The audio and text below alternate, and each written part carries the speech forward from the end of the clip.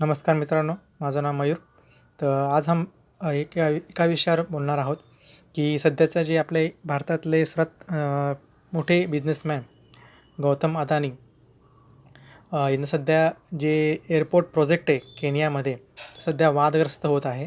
तर त्याच्याबद्दल आपण एक माहिती जाणून घेऊ की Adani airport project in Kenya. अदानीला जावंच लागेल. केनियामध्ये शेकडो कामगार रस्त्यावर उतरले. आंदोलन संपूर्ण नैरोबीत पसरलं. तर ही जी आहे सप्टेंबर 12ची बातमी आहे. तर अदानी ग्रुप याच्यावर काय ॲक्शन घेतो त्याच्याबद्दल आपण परिपूर्ण माहिती घेऊ. तर गौतम अदानी यांचा अदानी उद्योग समूह हा भारतातील अग्रगण्य उद्योग समूह मानला जातो. त्यामुळे काही महिन्यांपूर्वी अदानी उद्योग समूहाबाबत हिडनबर्ग आपल्या अहवालात केलेल्या दाव्यांमुळे खळबळ उडाली होती. याचा परिणाम अदानींच्या शेअर्सवरही मोठ्या प्रमाणात दिसून आला. भारतातील बंदरे, विमानतळ अशा व्यवस्थापन उद्योगात अदानींचा जसा प्रभाव आहे तसाच स्वरूपाचे करार इतर देशांमध्ये अदानींकडून केले जात आहेत. अशाच एका कराराला केनियामध्ये प्रचंड विरोध होत असून शेकडो कामगार रस्त्यावर उतरले आहेत. नेमकं प्रकरण काय आपण त्याच्याबद्दल माहिती घेऊ. केनियाची राजधानी नैरोबीमध्ये शेकडो कामगार अदानी उद्योग समूहाच्या विरोधात रस्त्यावर उतरले आहेत.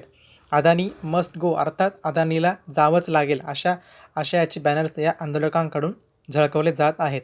राजधानीतल्या या आंदोलनामुळे केनिया सरकारही पेचात पडले असून आंदोलकांना शांत करण्यासाठी शक्य ती सर्व पावले केनिया सरकार उचलताना दिसत आहेत.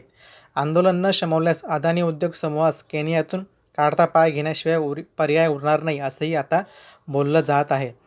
नैरोबीमध्ये रस्त्यावर उतरलेले शेकडो कामगार हे केनियाच्या हवाई उड्डाण व्यवस्थापनातील सर्वात मोठ्या कामगार संघटनेचे सदस्य आहेत.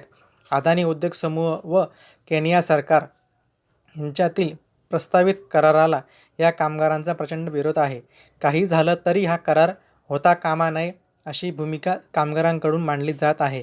त्यामुळे केनिया सरकारप्रमाणेच अदानी उद्योग समूहावरही पेच निर्माण झाला आहे. केनियातील मुख्य आंतरराष्ट्रीय विमानतळ असणाऱ्या नैरोबीतील JKIA अर्थात जोमो केन्यात्ता इंटरनॅशनल एअरपोर्टवरील विमान वाहतूक या आंदोलनामुळे विस्कळीत झालेली असून अनेक उड्डाणे रद्द झालेली आहेत किंवा उशिराने होत आहेत. त्यामुळे प्रवाशांना प्रचंड मनस्ताप सहन करावा लागत आहे. नेमकं हे प्रकरण काय आहे अदानी व केनिया सरकारमधील करार. अदानी समूह व केनिया सरकार यांच्या JKIA विमानतळाचं नूतनीकरण, अतिरिक्त धावपट्ट्या व टर्मिनल यांचे बांधकाम अशा बाबी करण्यासाठी बांधा, वापरा व हस्तांतरित करा या आधारावर करार प्रस्तावित आहे.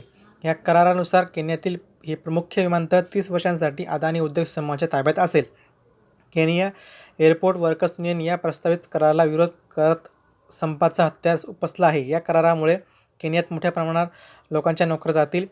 ज्यांना सेवेत ठेवलं जाईल त्यांच्यावर अन्यायकारक अशा अटी लादल्या जातील. बाहेरच्या लोकांना केनियामध्ये रोजगार दिला जाईल अशा शक्यता आंदोलकांकडून व्यक्त केली जात आहे. अदानी ग्रुप दरम्यान केनियातील उच्च न्यायालयाने सोमवारी अदानी उद्योग समूहाकडून विमानतळ नूतनीकरणासंदर्भात सादर करण्यात आलेला प्रस्ताव तात्पुरता स्थगित करण्याचे आदेश दिले आहेत. या काळात न्यायालयीन व्यवस्थेला या संपूर्ण प्रकरणाचा आढावा घेण्यास व संबंधितांच्या याचिकांवर सुनावणी घेण्यास अवधी मिळेल. त्यामुळे अदानी समूहाच्या या करारावर प्रश्नचिन्ह निर्माण झाले आहे. केनिया सरकारची भूमिका काय. एकीकडे कामगारांनी संपाचं हत्यार उपसल्यामुळे केनिया आंतरराष्ट्रीय विमानतळावरून पुरवली जाणारी विमानं उड्डाण सुविधा विस्कळीत झालेली असताना दुसरीकडे केनिया सरकारनं यावर भूमिका मांडली आहे. विमानतळ त्यांच्या क्षमतेपेक्षा अधिक उड्डाणे हाताळत असून त्याचं नूतनीकरण करण्याची आवश्यकता आहे असं केनिया सरकारचं स्पष्टीकरण केलं आहे. मात्र यासाठी करार करणं म्हणजे विमानतळ अदानीला विकणं असा याचा अर्थ नाही असंही सरकारने स्पष्ट केलं आहे. अद्याप अदानी समूहाबरोबरचा करार अंतिम झालेला नसून कोणताही निर्णय घेण्यात आलेला नाही असंही केनिया सरकारने स्पष्ट केलेलं आहे.